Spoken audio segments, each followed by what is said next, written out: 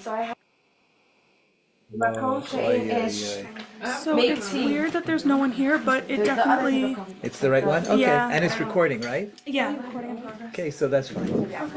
All right, good morning to everyone. It's so good to be here again. morning. And I think I recognize everyone from last week or weeks before, so there's no problem, no need for introductions. Okay, so we are in Parashat Hashavua. This week's Parsha is Lech Lecha.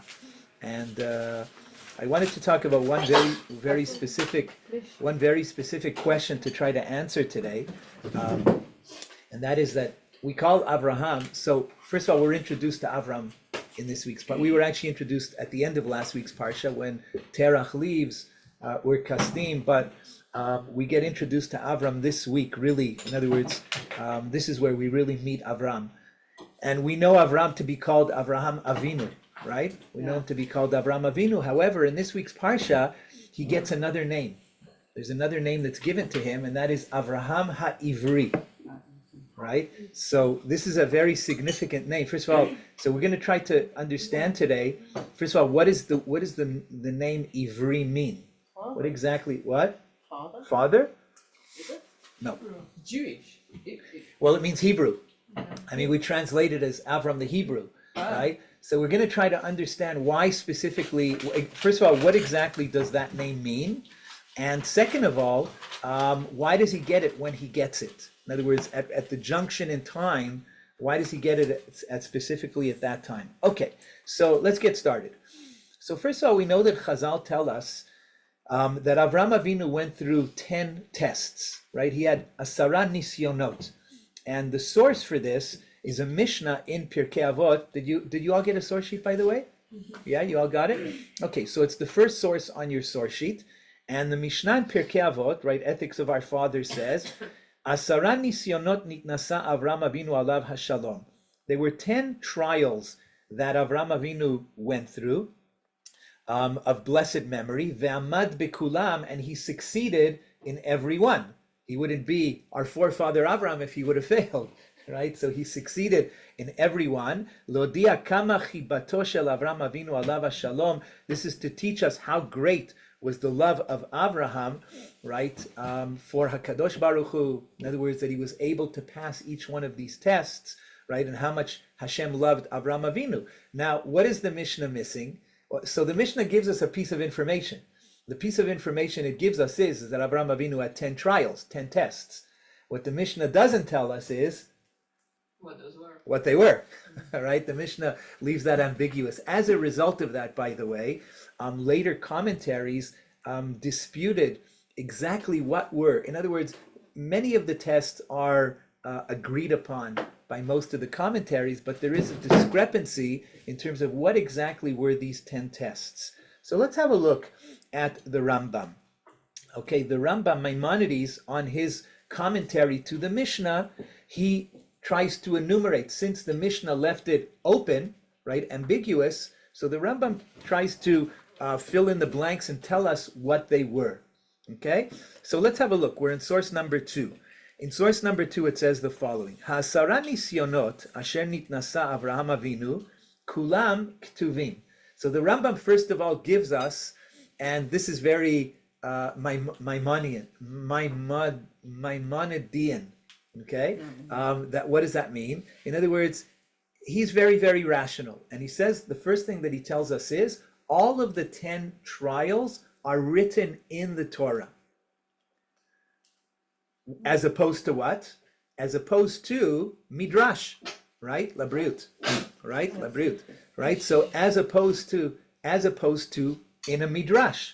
In other words, Maimonides does not want to take any of the trials from any rabbinic literature. What would be an example of this? So if you all remember, there's a famous story that Avram Avinu was thrown into a fiery furnace by Nimrod.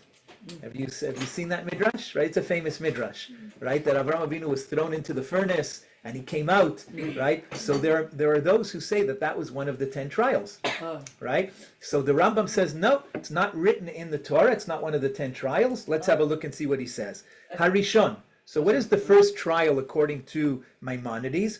Hagerut. This is that he is willing to leave everything behind. his family, his country, everything, right? Hagerut v'hu omer yit'ala, and this is what the pasuk says at the opening of our parsha. Lech lecha mi'artzecha u'mimoladetcha. Go for yourself from your land, from your place of birth, right? This is a huge trial. I mean, just think about it. Think about how difficult it is to leave everything behind, everything that you're familiar with, your family and everything. You can all relate to this. Okay, so that's the first trial. When God, by the way, the trial is not only that. When God tells Abraham to leave his place of birth and his place where he, his family and so on, what does Hashem tell him? Does Hashem tell him where to go? Where he's going to? No. Right? No. Doesn't tell him. He says, El haaretz asher areka. Leave and go to the place that I will tell you. But I'm not telling you what the place is. Okay, so generally speaking, when we leave somewhere, we have an idea of the destination. Midreshet berot bat ayin. I don't know what it is, right? In other words, we know we're going somewhere. That gives us a little reassurance. It gives us a little bit of security, right? But to stop, just get up and leave because someone tells you, just trust me, and he goes. I mean, that's pretty awesome that he does that. So that is the first. So the first test is quite amazing. All right, v'hasheni, and the second test, hara'av. Okay, so God tells Avram Avinu, go to this place called Canaan, go to this place called Eretz Yisrael. Yeah, go ahead. Sorry, can I just challenge what you said before? Yeah, please. Like, why is it so crazy? I'm saying if God tells someone to do something, it would be crazy if he didn't do it. Like, yeah, it is a crazy thing to leave his whole family, to leave his whole country, not know where he's going. That is a crazy thing. But then you hear God told him to do it, and it's like, oh, obviously. Like, that's a good point. It's a very, very good point. By the way, there are those who explain there's a big question on Avram. By the way, according to most, the final test is the Akedah, right? That God tells, by the way, what does it say there? Lech lecha, right? There's the word lech lecha repeats itself in the Akedah. So there are those who ask the question, how could Avram agree to this? I mean, we have a halacha, one of the 613 commands, do not murder. Hashem, if right? In other words, we have the Torah. The Torah tells us what to do and what not to do, right? The halacha is that even if a prophet would come along and prove through all kinds of signs and hocus pocus that they're a prophet, and they would tell you to do something that's against the Torah, you don't listen to them, right? So there are those who ask the question, why would Abraham, how could he say yes? And so the answer is because it's not stam anyone saying, Avram, go do this. It's Hashem. He has complete trust in Hashem. I think your question is a really good question, but just think about how many times in our lives we know what the Torah wants from us. We know what Hashem has asked us to do, and we don't do it. You know, just think like... But Hashem's not telling us yet. Hashem's not speaking to us. If he was, we would Well, probably do it. well, I know that's a good question, but maybe the Torah is the way God speaks to us. Yeah, but it's different than like... Yeah, you're saying it's like a... It's different than how he had it. He Yeah. didn't have the Torah. So how does Avram Avinu, so by the way, how does Avram, you're making a very, very good point and I love it. But you know, how does God speak to Abraham? God speaks to Avram through dreams, right? In other words, the only one that God spoke to face was Moshe Rabbeinu, right? So in other words, right? So Hashem speaks to everyone else through b'mareh halayla, b'chalom halayla, right? In a dream at night. So think about it. If you have a dream and you're told to do something like that sounds absurd, and you wake up in the morning, like what would you think?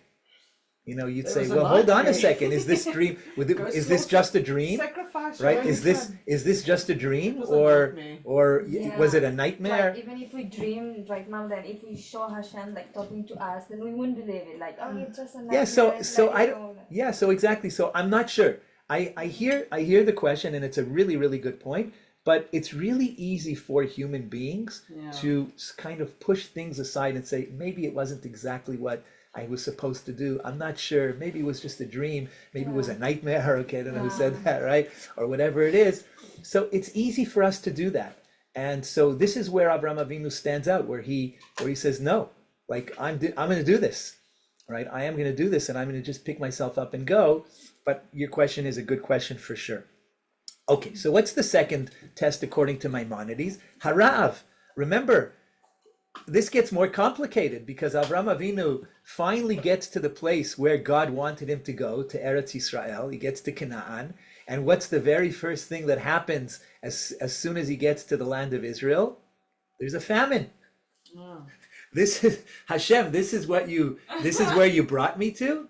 I mean, I followed you. I did this long trip. I followed you, and the very next thing, this is the land that doesn't produce fruits and vegetables or nothing. There's a famine, right? So he says, the Rab Asher Matzah Be'eretz Canaan Kasher Hishtaka Sham. It's the famine that was in the land of Canaan when he finally got there and was living there. V'kvar yu'ad lo, right? And it says, V'escha v'avracha v'gadla shemecha. God told him, go to this place. I will make you great. I will multiply you. And now I got to leave. Now I have to leave. There's a famine. You promised me that everything would be great. You promised me I would be multiplied. And now I got to leave. But that's not what Avram does. He doesn't say a word. He doesn't complain. He says, Hashem, if this is what your will is, I'm going to Egypt. I'm going down to wherever I have to go. And I have no doubt that you are guiding me in the right direction. So how does he? So the test is, will he complain? And and he succeeds by not complaining, by trusting in HaKadosh Baruch Hu, like he trusted from Lech Lecha. Yeah. So I have a question. Did that mean that he was like, okay, so I know that I will get what I was promised, just not now? Like, was that? Yeah. Think that's part of the reason. Exactly. In other words, Hashem, Hashem, I know that you told me to do this, and it's going to be for my good because you said Lech Lecha, right? Go for yourself, right? I know that this is going to be good, and as they say in Arabic, shwaya shwaya, right? I just have to have a little patience. I know it's going to play out properly, right? And so that's the Rambam's second. The third one, v'zen nisayon gadol, right? And this is a great test that there was famine in the land, and he just leaves and he trusts in Hashem because it says vayirav baretz v'nisayon ashlishi. And what is the third one? Ishuk hamitzrim oto belekichat tzara leparo. So remember what it goes from worse to worse. Right, he gets to the land, and there's a famine in the land, so he has to go down to Egypt. And when he gets down to Egypt, what happens to him in Egypt, or what happens to his wife? She gets taken by Pharaoh.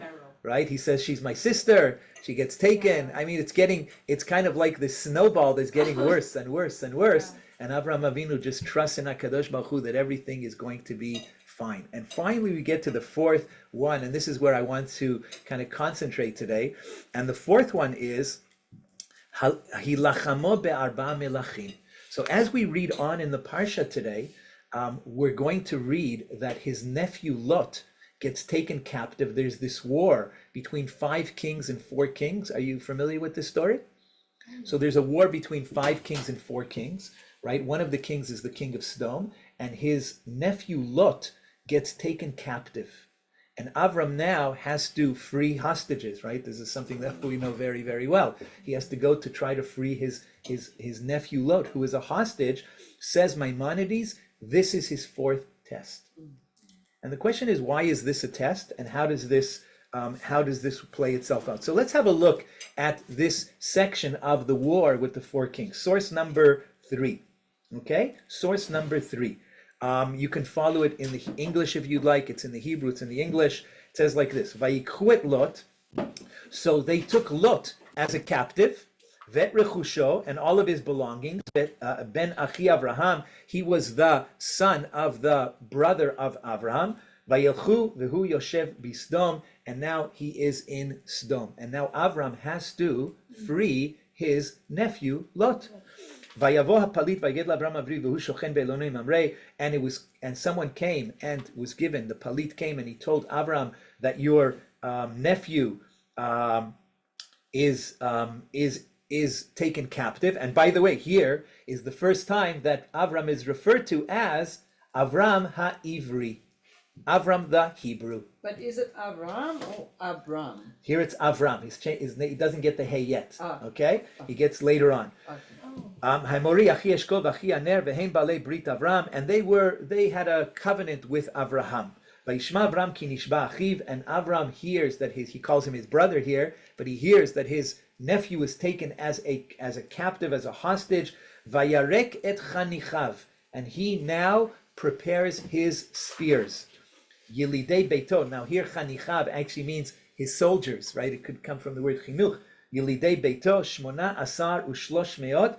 How many men did Avram have in his army to go and try and free Lot, who is the hostage? 318 men. Okay, 318. We're going to put all this together in a moment. Shmona asar 18 ushlosh meot and 318. Vayirdof Adan, and they went and they pursued all the way to Dan. Right, that's the area. And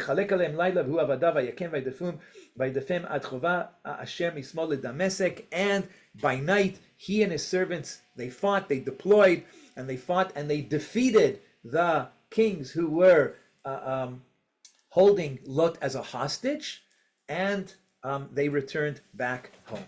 Okay, so this is the story of Lot taken as a hostage, and Avram freeing him. So notice how here he is called Avraham HaIvri. And this is the first time that we encounter this name, Avraham HaIvri. So there's two questions that I wanted to try to answer. First of all, what does the word Ivri mean? Right, what does that word mean? Right, by the way, this is significant because it means the Hebrew. Yeah. And we are known as the Hebrews, right? And throughout the Torah, we're known as Hebrews, right? So it's important to get to the bottom of what exactly does this mean. And the second question that I'd like to, and this is really the question I want to get to today, is why is he given this title here? Why is he given the title when he defeats the four kings? What is it about that battle that gives him the title Avraham HaIvri? Okay, why not earlier? Remember, this is the fourth test. Yeah. Why not at the first test, the second test, the third test? Why do we have to wait until the fourth test to give him this very, very important title? Yeah. Maybe because he went out of his way to rescue somebody from someone else. Okay. He So saved a life, so he saved the whole world. okay, so maybe because, so it's interesting, by the way, the first three tests are things that he does for himself. Yeah. He leaves, there's a famine, right? So this one is maybe one that he does for someone else. Okay, I think that's a very, very valid point. Okay, let's try to explore this. Okay, so first of all, let's answer question number one. What does the word Ivri mean? There are many explanations in Chazal of what the word Ivri means, and we're going to just look at them. We're going to look at Pshat and then maybe see a little bit more. So the first one is a Midrash in Shir HaShirim. This is what the Midrash, source number 4. The Midrash in Shir HaShirim says the following. Ivri is Velo Shanu Leshonan. Remember, when the Jewish people are in Egypt, so Chazal tell us there's a number of reasons why they were redeemed from Egypt, right? And one of them is they did not change their language. They continued to speak their Hebrew language. By the way, what is the Hebrew language called? It's called the Hebrew language, right? So Ivri, Hebrew, right? So the Midrash says that when the Jewish people were in Egypt, they merited to be redeemed because they continued during the 210 years of slavery to continue to speak Hebrew. They did not give up their language, right? And so it says, Lehalan ktiv vayavo palit vayiged laAvram ha'ivri. It says by Avram that the palit came, this important person came, and he said to Avram the Hebrew, right? V'kan ktiv Elohei ha'ivrim nikra elenu, and it says by Egypt, the God of the Hebrews has called out to us, has come out to us. So the very first explanation of the Midrash is that why is he called Avram HaIvri? Because he's the first person who speaks Hebrew. Okay, Pshat, the first person who speaks Hebrew, Lashon HaKodesh. Okay, that's the first answer. Rashi says the following. Okay, so we've got one. We're gonna see 4 different explanations of what the word Ivri means. So number 1 is language. Okay, spoke Hebrew. Ivrit, right? The second one is number 5, Rashi. Yeah. To go over something. Oh, so the word Ivri in Hebrew can also be, the shorish is Ayin Bet Reish, Ever, La'avor, to go over, or it could mean the other side. It could mean another side, right? In other words, when you say that the person is Me'ever, that person is on the other side. right? Or if you pass over something, you say hu over. Right, so we're getting a Hebrew lesson here, right? So Rashi over here says the following: Sheba me'ever hanahar. No, you know why he's called Avram ha'ivri? He's called Avram ha'ivri because he came from the other side of the river. He came from the other side of the river, right? He crossed over a river. The Ramban, by the way, says the exact same thing. If you look at source number 6, the Ramban says, it says that it was told to Avram the Hebrew, Loha Kasdi, not a Kasdian, right? In other words, he's given a title of who he is. And he says, K'tiv be'ever anar Yashua votechem, and in Yehoshua it says, on the other side of the river, your forefathers lived, right? Me'olam terach avi Avram, Terach and Nahor and so on. And so Avram lived on the other side of the river. When God tells him to travel, he says, go to the other side of the river and come to the land of Israel. So answer number 2. Okay, we're just on Pshat here, right? So what does Ivri mean? It means language, Hebrew. Number 2 means he came from the other side. All right, the third answer is a little bit more philosophical. And this is what it says also in the Psikta, in a Midrash. It says like this, Vayaged le'Avraham ha'ivri, and this is getting a little bit more to what does it mean to be a Jew? Okay, what exactly does it mean to be a Jew? Vayaged le'Avram ha'ivri, and it was told to Avram the Hebrew. Mahu ha'ivri, what does it mean, the Hebrew? Says the Midrash, Shekol ha'olam, famous Midrash, Shekol ha'olam kulo le'ever echad. No, this doesn't mean geographically that he crossed over a river and everyone was on one side and he came to the other side, but rather the entire world is on one side. Shekol ha'olam kulo le'ever echad, vehu haya le'ever echad, and Avram is on the other side. Not geographically, philosophically, right? In other words, Avram Havinu, we have to understand who he is. He is a revolutionary. He is an absolute revolutionary. He basically goes against the entire world. Do you know how difficult that is to do that? To go against the entire flow of the entire world? By the way, there was a very famous experiment that was done in the 60s. It was called I think the Solomon Asch experiment. What it was is basically, so when I was in university, I don't know if this is true anymore, but you had to do a number of experiments in the Department of Psychology. In order to get your credits, you had to be a guinea pig, right? And you had to do a number of experiments. So he did this I didn't do this experiment, but he did this experiment, and what it was is you basically you went into this room, and there was a whole bunch of people sitting around the table, and you got a piece of paper with 3 lines on it. One was like this, one was like this, and one was like this. In other words, it was very obvious. Short, medium, and a long one, right? And then you had this piece of paper, and then the person who was doing the experiment, what he did is he had another piece of paper, and he showed a line that was like this. And now everybody around the table had to say which one. So this is 1, this is 2, and this is 3, right? So which one of these lines does this correspond to? And so obviously the answer is 2, number 2, right? It's number 2. So it corresponds to number 2. So what happened in this experiment, and this is what the person who was the guinea pig didn't know, is that everybody else in the experiment was planted there by the person who was doing the experiment. And let's say we're going around the table here. What's your name again? ZC. So ZC, let's say she was the person doing the experiment, and she was the last one to be asked. And so what they did is they started on this side, and they said, so which one does this correspond to? So the person says number 1. Next person on says number 1. Next person says number 1. Next person says number 1, right? And then it gets to ZC's turn, and she's scratching the top of her head, and she's saying, what, number 1? It's not number 1, it's number 2. But everybody around the table has answered number 1, right? So he did this over and over and over and over and over again, and he found that I think it was 75% of the people who were answering the question, even though they knew that it was number 2, answered number 1.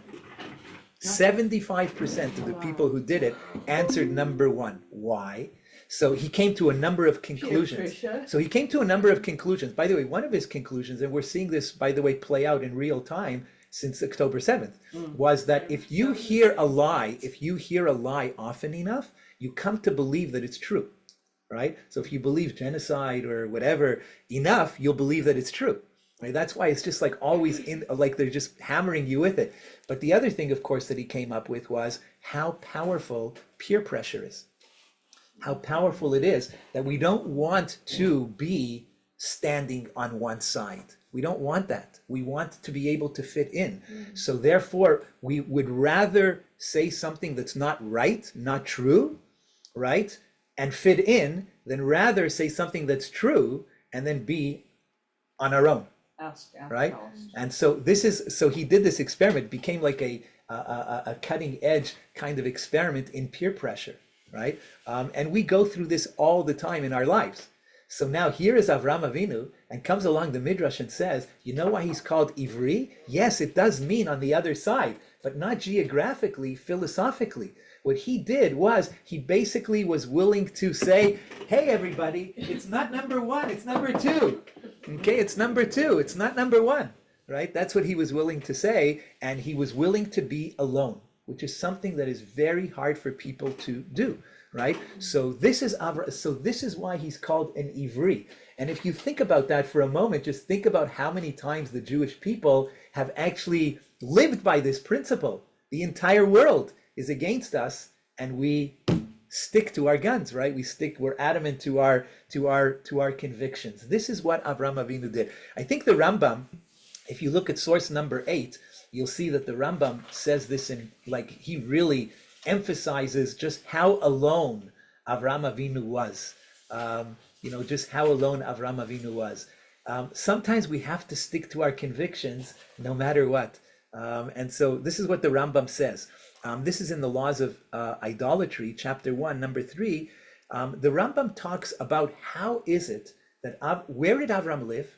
And how is it that he was basically able to come to a recognition of God when the entire world around him was idolaters, right? Wow. So says the Rambam like this, Kevan shenigma leitan zeh, when this little kid was weaned from his mother, right? In other words, at a very young age, he began to think in his mind.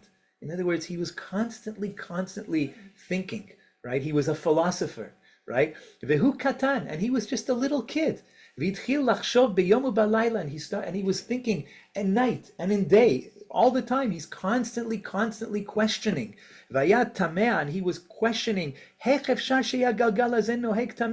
is it possible that the world is constantly eternal? Like every day the sun comes up and the sun goes down and the moon comes out, and this is happening perpetually. Like, how could it be possible that all of this is happening? Velo yelo manhig, and there is no manhig, there is no master to all of this. In other words, what's Avraham Avinu's first question? How could it be possible that this world that has so much order doesn't have some kind of a master who is making the order work, right? There's a very famous parable that's given. Order requires thought. Order requires some kind of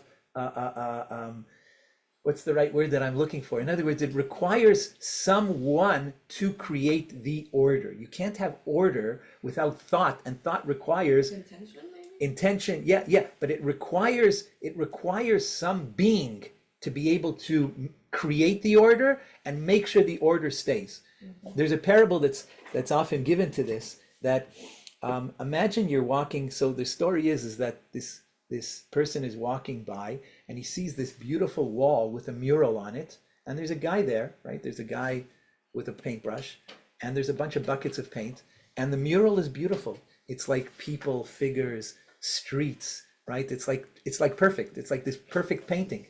So this person walks by and he says, "Wow, this is beautiful. How did this painting come to be? How did this mural come to be?" So the person says, "Oh, it's very, very simple. You see all these buckets of paint, all these different colors. I picked them all up, threw them up in the air, and they just landed on this wall. And this beautiful painting came out as a result." It's unbelievable, right? So the guy, of course, says, "Are you kidding me? Like, it's impossible. There's order here. It's impossible that this could be arbitrary. It's impossible this could be an accident. Someone had to paint this, right? Someone had to somehow, make sure that all the order was here. You can't tell me that it happens arbitrarily by accident. So the parable, of course, is very, very simple, and that is the world has order. You look at nature, you look at the way the human body works, right? You look at all of this, right? The Chazon Ish, by the way, wrote a book on Emunah, and in his first chapter, all he does is just talks about how the human body works. Because the human body is amazing. You breathe, it goes into your lungs, and then it goes to your capillaries, and then it goes into your bloodstream. It's unbelievable, right? How could that be possible that there was? So this is Avraham Avinu. He's constantly asking. He's saying, I don't understand. Everybody who's alive today is saying that all of the trees, like these trees are gods or whatever it is. These are gods. These are the creator. How could it be? Who created the tree? So he's constantly asking these questions all the time. Who's making the world turn, right? Who's making the world exist? It can't be that it happened by itself. There has to be a creator. What are all these idolaters? So comes on, Maimonides says, Velo hayalo melamed. He had no teacher. There was no Rabbi Benarroch or Rebbetzin Siegelbaum, whoever it is. There was no teachers. He had nobody, right? Just think about how lucky you are all. You have every day, you have like 8 different teachers, 8 different Torah teachers who are teaching you every day. Avraham Avinu didn't have a midrash. He had no yeshiva. He had no rebbe. He had nobody, right? Velo modia davar. Nobody told him a word. Elem mushka be'ur kasdim, but rather he was entrenched in ur kasdim, ben ovdei kochavim, amongst idolaters. Every last one of them, including his own father. I mean, his family was the idolaters of the idolaters. Imagine every day when Avraham Avinu comes home and he has dinner with his father doesn't give him a Dvar Torah, right? His father gives him another idol, right? Ben Ovdei Kochavim Tipshim, they were foolish. V'aviv v'imo v'kol ha'am Ovdei Kochavim, and his mother and his father, everyone were idolaters. V'hu oved imahem, and he served with them because he had no choice. He didn't know anything better. But his heart is constantly, his mind is constantly asking, until he came to the right way, till he came to the way of truth. And he understood from his own wisdom that this can't be. There needs to be a God. There needs to be some force that's running all of this order over here, right? And he knew that there was a God and he was one. And he makes the world work, Vehu bara kol, and he created everything, Ve'ein bechol hanisai lo chutz mimenu, and there is no God except for this God, right? V'yada shekol ha'olam toim, and he knew that the entire world are wrong. Now what do? Do you say, no, it's number 1, or do you say it's number 2, right? So he says over here, V'davar shegaram lahem litot zeh, shovdim ha'kochavim. Okay, anyway, V'Avram haya ben 40 shana, says Maimonides, Avram was 40 years old when he finally came to the recognition that there is one God. And so, according to the Rambam, this is what it means. The entire world is on one side and he is on the other. He basically is a revolutionary who goes against the entire world. And that is answer number 3 of what it means to be an Ivri. And I think this is very significant for all of us, because sometimes, we have to go against everybody. Sometimes we're literally on one side and everybody else is on the other side. I want to share one last answer with you, and that is, why is he called, what does the word Ivri mean? So there's another Midrash that summarizes all of this. And he said, and the Midrash says, Vayaged l'Avram Avi, Rabbi Yudah Omer, Rabbi Nechemia v'Rabbanan. Rabbi Yudah Omer, Rabbi Yudah said, Kol ha'olam kulo me'ever echad v'hu me'ever echad. What we just said. One answer is the entire world is on one side, he's on the other side. Rabbi Nechemia Amar, Shehu mibnei banav shel Ever. No, remember, one of his descendants is named Ever. So what does Ivri mean? He came from Ever. In other words, that was his. Okay, anyway, 4 different answers of why he's called an Ivri. Let's get now to the meat and potatoes of what I want to tell you. And that is great. So we know what Ivri means, okay? According to all these different explanations. But why now? Why is it that he gets the name Ivri specifically when he goes out to war against these kings in order to free his nephew Lot? Why now does he get it? By the way, according to all of the other explanations, he should have gotten the name Ivri right from the start. If Ivri means that he spoke Hebrew, when did he start speaking Hebrew? Right at the beginning. He didn't start speaking Hebrew now with the War of the Four Kings, so doesn't make sense. Why if it's Hebrew, then why isn't he called Ivri at the first test, right? I mean, if it's because he's on one side and the entire world is on the other side, he already did that a long time ago. Should have gotten the name then.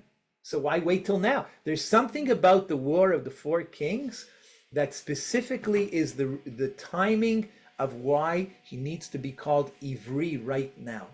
And this is going to be maybe a fifth answer, maybe tie into all of these. So I want to share with you a beautiful explanation of Rav Nebenzahl. I don't know if you've heard of Rav Nebenzahl. Have you heard of Rav Nebenzahl? So Rav Nebenzahl is one of the holiest people I ever met in my life. He's the chief rabbi. He's quite elderly right now, but he is the chief rabbi of the old city of Jerusalem, chief rabbi of the Ir Atika. I had the privilege of working 19 years in the old city, and I oftentimes I asked Rav Nebenzahl lots of questions, and I oftentimes, and the thing about Rav Nebenzahl is that he not for one moment did he ever stop learning Torah.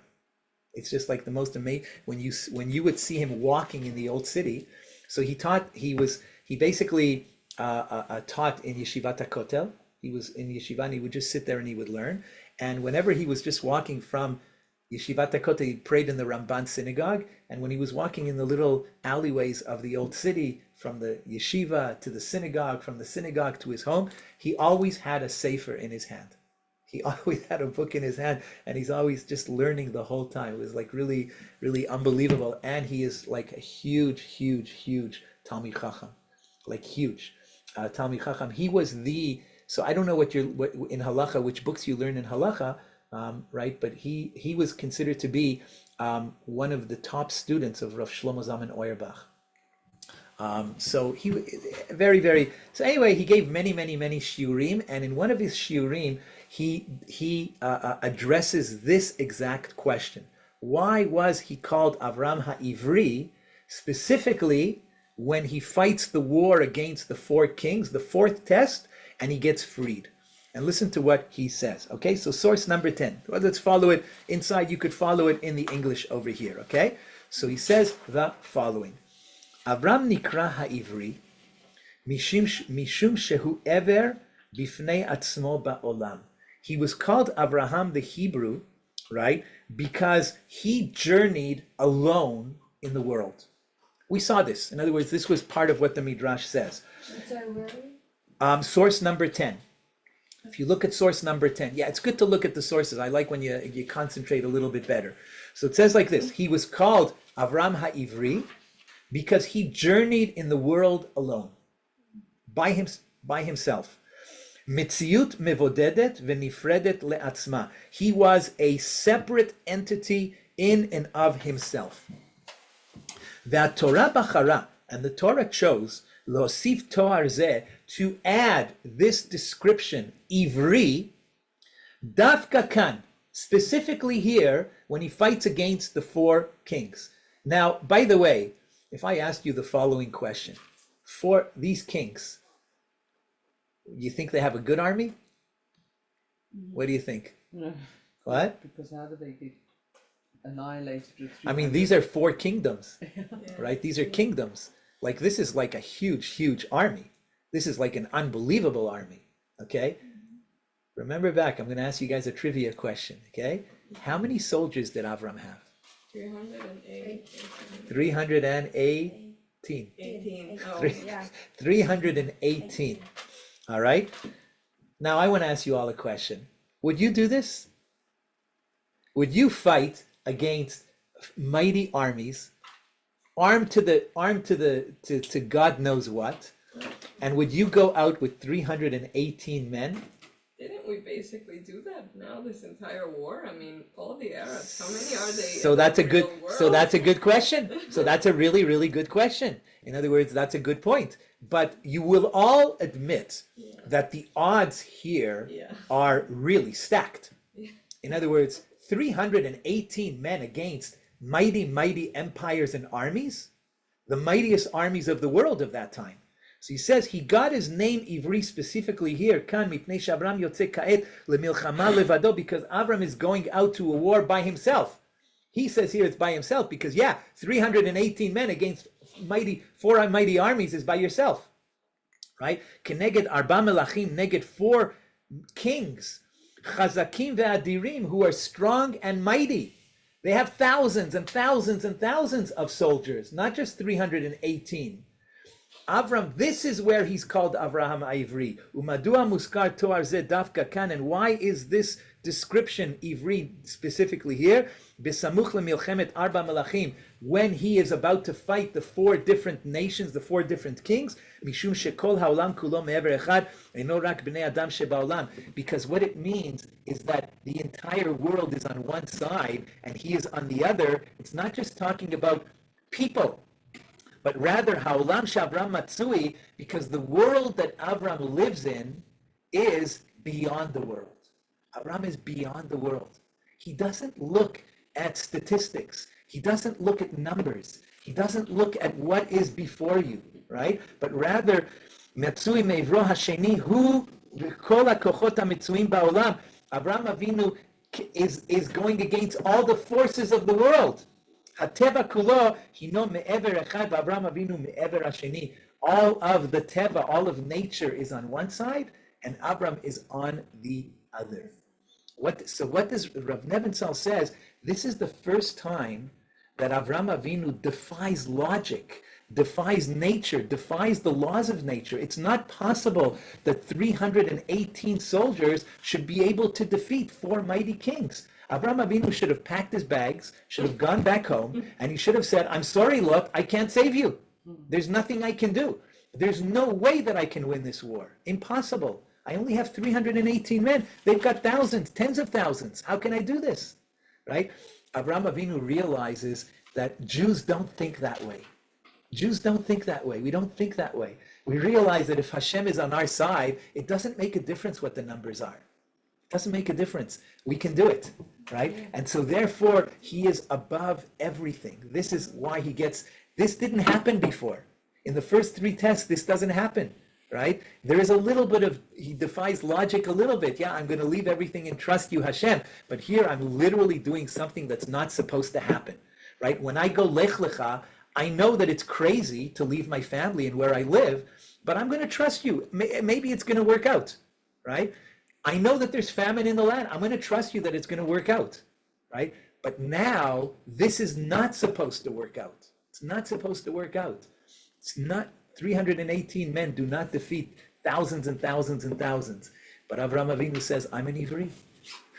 I'm beyond nature. I'm beyond everything, right? And by the way, you made a really good point before, right? This has been Jewish history.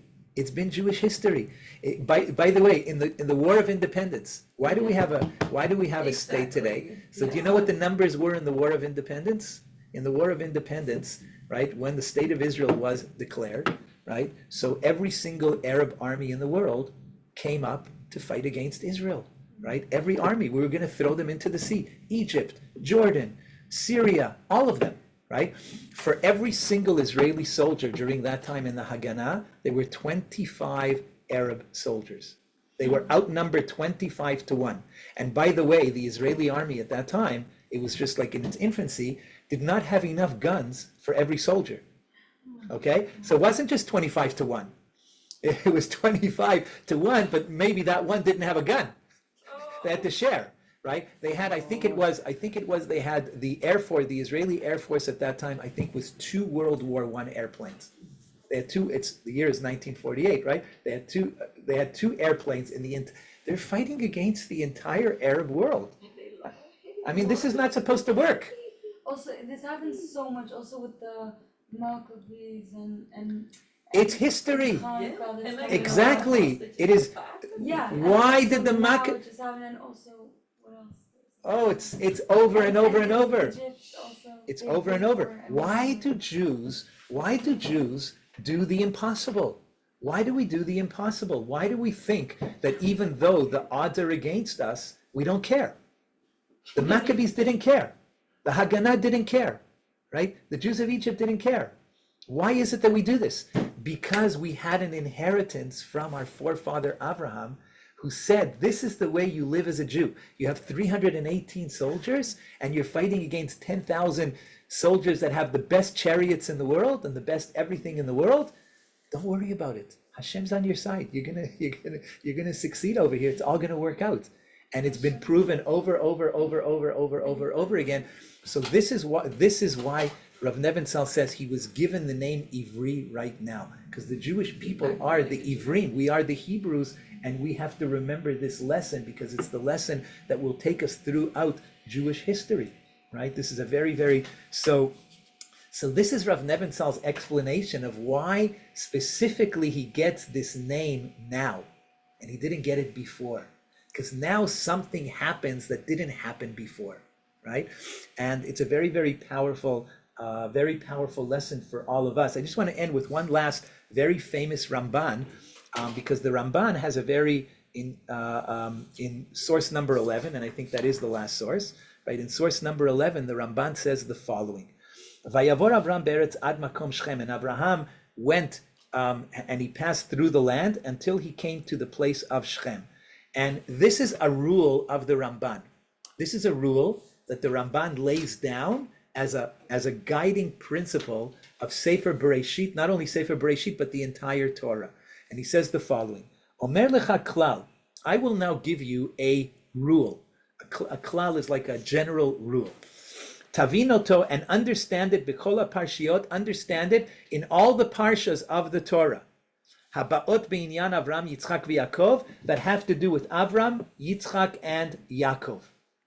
Vehu inyan gadol, and this is a very great principle, a very great matter. So what is this great principle that we have to understand, guides us through all of this, all of Sefer Bereshit? Hiskiru rabotenu b'derech tzara. Our rabbis mentioned it in a very short way. V'amru kol ma she'ira lavot siman labanim. Everything that happened to our forefathers is a sign of what's to come for the Jewish people. Says the Ramban, look in Sefer Bereshit, every single story that you see Avram, Yitzchak, Yaakov experienced, somehow we are going to re-experience it. It's telling us something about our history, about our destiny, right? So just look at every story. There is famine in the land. He has to leave. That's going to come up.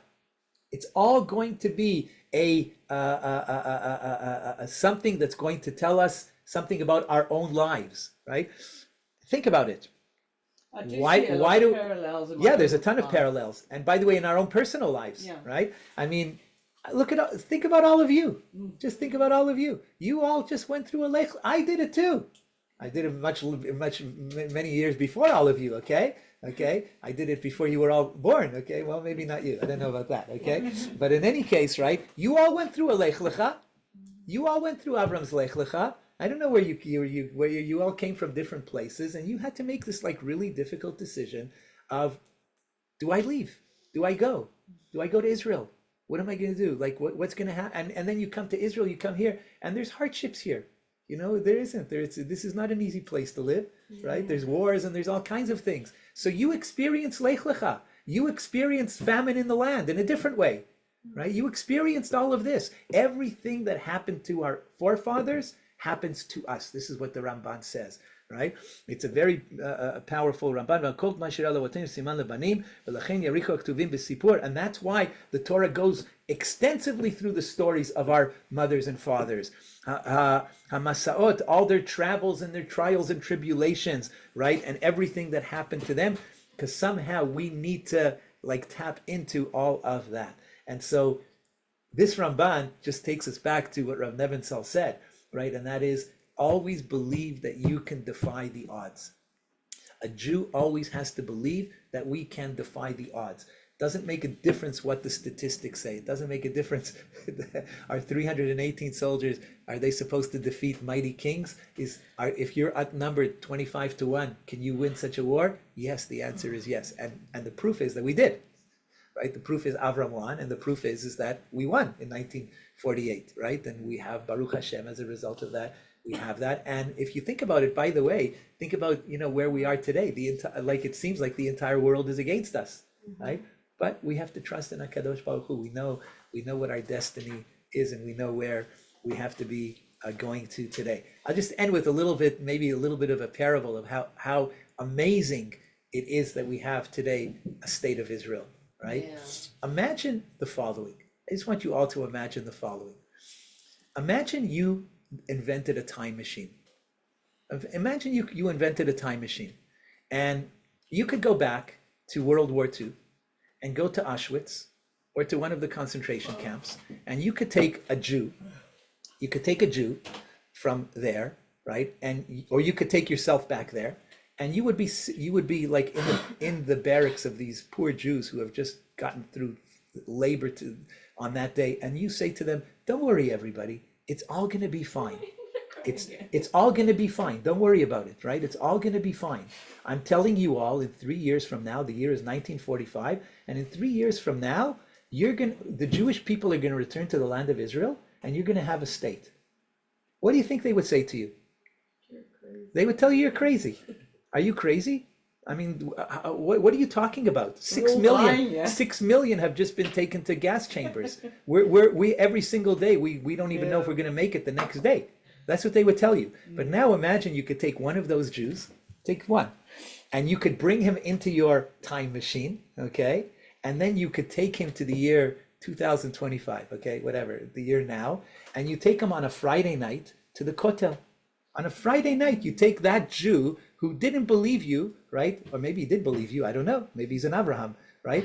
But let's say you take that Jew and you bring him to the Kotel on a Friday night, and he sees over there Hasidim on one side singing and dancing Lecha Dodi. He sees a circle of soldiers, Israeli soldiers, dancing on another. He sees guys from Yeshivat HaKotel coming down. He sees women from a Midrashah who are dancing on the women's side of the Kotel. And it's like crazy. It's like unbelievable. Friday night at the Kotel. You know what he would say to you, that guy?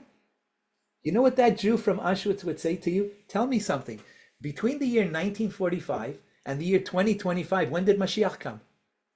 Can you tell me exactly which year did Mashiach come? I just want to know, like, what exactly was the year that Mashiach came? That's what he would say to you, right? That is the privilege of where we are living. I'm sorry, I have goosebumps right now. Yeah. But this is where we are living right. This is where we are living right now. We are living in this very privileged time period that we were able to live the dream of Abraham of being outnumbered and being able to believe and persevere and be here today as a result of that. And it's amazing. Everything's amazing about the time we're living in. The fact there's a Midrashah right here, Midreshet Beirut Batayin, right over here in the hills of Batayin, is like an unbelievable thing. It's a crazy thing. So this is what Rav Nebenzahl says. This is his insight of why it is that he gets this name right now. We have to live up to this. We have to live up to the title, the Hebrews, the Ivrim, the Jewish people, the Ivrim. So anyway, we will leave it with that. Thank you, everybody. Thank you. I don't know if this is working. By the way, I don't know if this is